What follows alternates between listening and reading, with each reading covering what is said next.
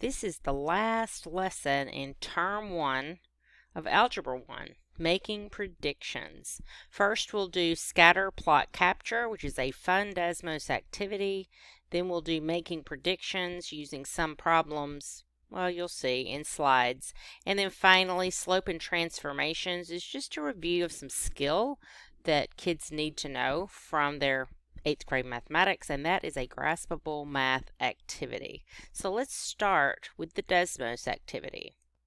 Scatter plot capture is fun. I really enjoyed doing this one. It's kind of like a game, and it's also not very long. It says 30 to 45 minutes, and this could be used in 8th grade, so it may take you less time than that. You might want to check to see if your 8th grade teacher did this activity, because you would probably want to substitute out if they have. But there are 14 screens, but don't let that deter you. These are all fairly quick. And what's cool about this activity, it's a lot of inquiry and intuitive work, which is what I love and the kids love too. So here it says drag these black points to figure out how this is scored. And so you'll notice it's red and then it turns green. That means you're getting a score. And as the kids play with this, they start to discover, wow, if you make this smaller, the score gets bigger. And so they'll need to type some text here explaining how this works in their own words. You could display student examples in front of the class for the kids that are not quite figuring out they can move these and how to move them so that they can see, oh, okay, and they can move them that way. And then what they're going to do is they're going to make a prediction.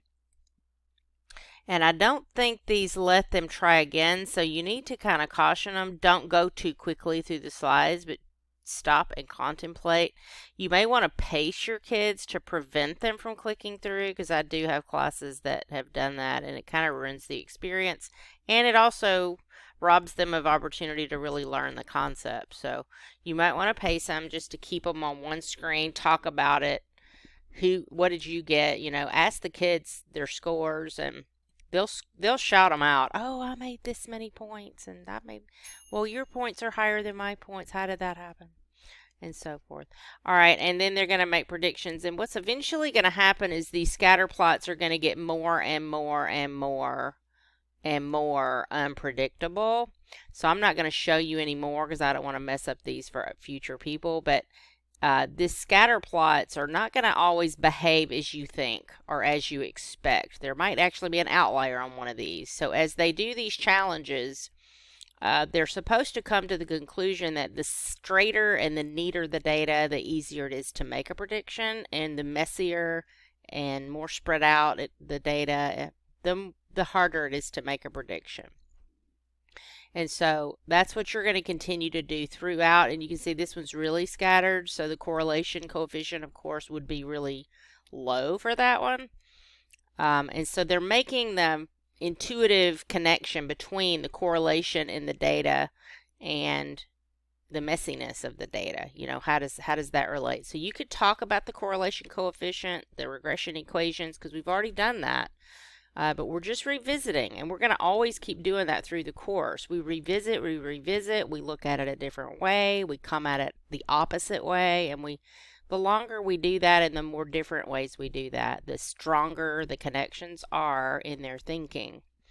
And so here you can see the data is really spreading out. This one's when they say challenge, I think that one's probably the most challenging. And then here's one that's kind of neat, but it's curving. So that's a fun challenge too. And then they have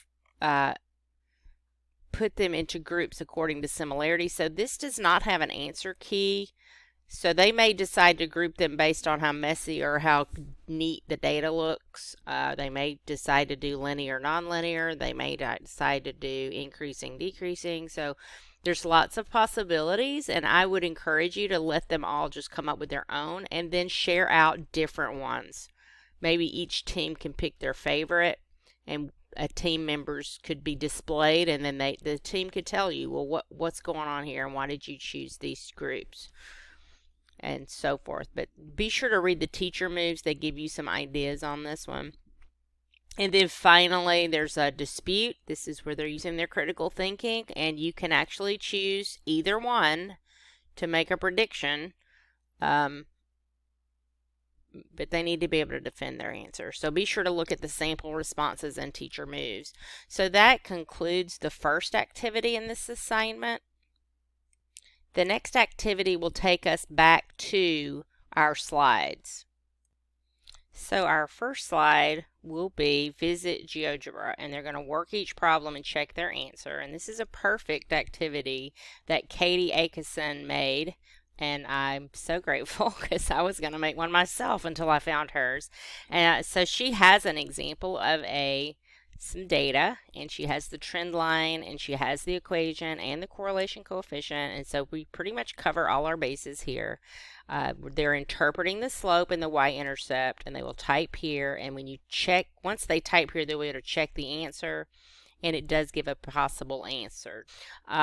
They can make minor tweaks, but don't just copy and paste. And then this one is the correlation coefficient. What is that telling you? So they'll go ahead and type something and then check their answer. And then finally, here's where they're making the prediction. How long do you think it would take Priya to make a trip of 90 miles? And then do you think that prediction will be actually close to the real answer? And explain your reasoning. So when they do this, I ask them to take a screenshot of the whole screen. They can leave the check the answer there, of course, and their answers there, and take a picture of their work. They don't have to put the data in the graph in the screenshot, but just their answers and the questions. And then they will paste that onto their slide here. And then they're done with that activity.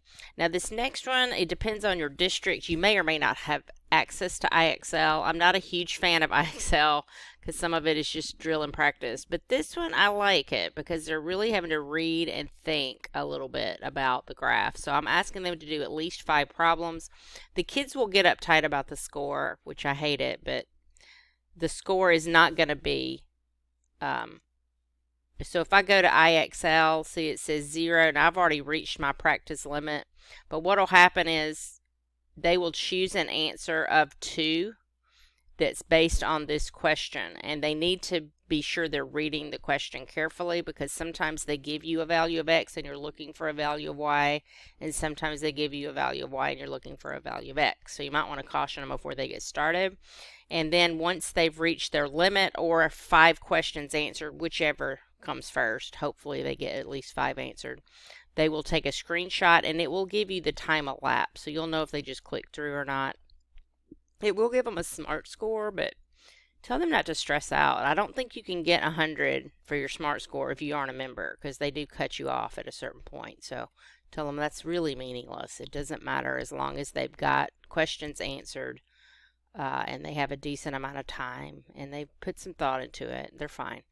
They'll take a screenshot and they will paste that screenshot here after they've done at least 5 problems. And so this is the last slide in our slide deck, and they have an equation given. The correlation coefficient is displayed. There's a line with the graph, so they could actually use the graph also. But they really should use the equation to get their most accurate prediction using the trend line. So the question is, what is the height of a person with 11.5 inch forearm? So down here between 11 and 12, they're going to predict this number, whatever that is, and they will use this equation. And remember to substitute the M and the B. And you might want to talk about the more digits they type in for M and B, the closer they're going to get to that trend line. So they might want to type all those digits. But I would say at least 1 or 2 or 3 past the decimal is a minimum if they're typing the M and the B rounded off. And then they're going to do it the other way. What is the length of the forearm of a person that's 63 inches tall? Well, 63 is right in here, so we're looking for this value of X. Again, they can put the 63 in place of the Y in the equation and solve it. And we could talk about these differences. So one is giving you the value of X and one is giving the value of Y. And then the correlation coefficient, what is it? What does it reveal? So hopefully they know the correlation coefficient is the R, and it's pretty strong. It looks like 0.9, not too bad. And so they can say that this trend line is a pretty good predictor. It's a good tool to use to make a prediction because it's pretty close to the data. And then the next activity that we have after we finished our slides is Slopes and transformations of lines. Now I've given you 1.5 days, 1 to 2 days to do this activity. So it could bleed over into a second day if time permits, but if it doesn't, this is one you might leave out because it is just skill practice for the most part. But it is skill they need, and they should have been using it all along. But this first one is one of these line it up tools. So what it does is it gives you a green line, and then it gives you a form to click on, and then they can use slide this value up and down, or they can click on it and type in the value. So maybe they already know the y-intercept is 4, they can just type it in, and then this is going to turn green. So those are their two choices. Some of these are multiple choice based on the previous question, so they'll have to go back and say, okay, what did I do? Oh yeah, I moved that up and down, so that's a vertical shift. And then they're going to continue to do that with this one and this one. So all of these are kind of reviewing slope intercept and vertical shift. Now when they get to 7, they're doing a goal state problem. They're going to solve for y. So this has a lot of gestures, so I'm going to show you one. You will pull this way down, just keep on pulling. I know you think that's a waste of time, but what it'll do is it'll pull the coefficient, and then you can subtract the 3x from both sides. Okay, then you want to divide by the 2 to get the y by itself, so you'll drag it over here, and it will divide both sides by 2, so click here to simplify that side, and then take this 2 and push up, and it will create 2 separate parts. Now this looks so similar, but if you look closely, this x is in the numerator and this x is to the side, so if you drag it just a little bit to the right, it'll pull it down, and then click here, and that will give you the 3. So it is kind of a, if the kids don't know the gestures already, I don't know that I would do this right before term exam, which is the next class period. But if your kids are comfortable with the gestures, this is a quick review activity of some of the basics of linear functions, which is a big part of term number 1. All right, so we have line it up, we have goal state, we have multiple choice, and that's about it. So when you get down to this one, it's going to talk about what does this do when you subtract a 5 from a function. We haven't done a lot of this, so this might be something you omit or just tell them it's bonus work. We will get into more of that in the next class period. Now this one says, how do these compare? Y equals x and f of x equals 2x minus 3, and they will choose all that apply. So there could be more than one right answer. And then finally, on this one, they've got equations, and they're trying to figure out the slope of these equations. Now we've had this activity as a, in the last lesson actually, the very last activity was a GeoGebra task where they were trying to figure out which equation in standard form matched an equation in slope-intercept form. So the kids that did that and kind of picked up on how that was related may do this a lot quicker. But if they are not seeing it, it's okay. They don't have to see it at this point. They can basically graph the equation in Desmos and have that open and then look at this equation, and they'll easily be able to tell if the line has a positive slope or negative slope, so they can make that connection between the slope of the line and the coefficients of x and y. Again, this is kind of bonus material at this point in the course, so if you don't have time to get to this lesson or don't want to do all of it, you can copy this activity and modify it to delete whatever parts you think are not really necessary at this point. So this concludes our making predictions lesson. We will have a term exam coming up. It will be pretty similar to the last test. In case you don't already know, all of the tests in the course will be cumulative, so they will be seeing these types of problems throughout the course.